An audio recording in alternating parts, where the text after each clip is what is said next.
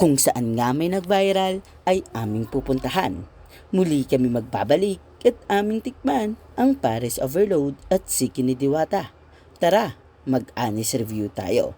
Paris Overload ni Diwata malapit lang sa may World Trade Center katabi ng GSIS Senate. Sa mga magbabalak pupunta, agahan nyo. Kung di kayo matulad sa amin, kulang-kulang 2 hours na aming pagpila. Hindi yan nagbibiro. Totoo yan mga pare. Mga ga, nandito tayo ngayon sa may Diwata Paris Overload. Nakikita nyo naman mga ga, dumating kami mga 6:30 at ganito nakahaba ang pila.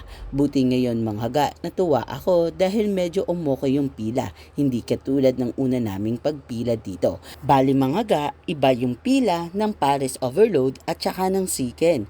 Bawal po kayo umorder ng Paris Overload kapag kayo ay nakapila sa kanilang Siken.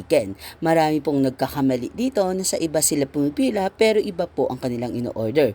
Ayan po ang binibigay nila para po ma-claim nyo po ang inyong soft drinks at maipakita nyo po doon sa counter kung ano po ang inyong in-order. Nakikita nyo mga ga, sobrang laki po ng kanilang chicken. Ang kanilang pares ay meron pong natuwa ako dahil meron po siyang kasamang chicharong bulaklak. Tara, tikman natin mga ga kung gaano po siya kasarap. To be honest mga ga, walang halong biro, sobrang sarap po siya. Kung kayo ay mag-order ng chicken, dapat kailangan ay meron kayong mahabang pasensya dahil matagal po maluto ang chicken at matagal at mahaba din po ang pila. Pero worth it po siya dahil sa sobrang sarap at sobrang laki niya.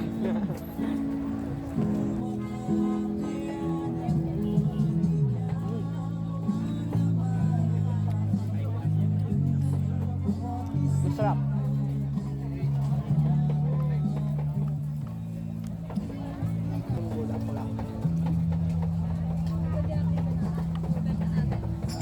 Abang.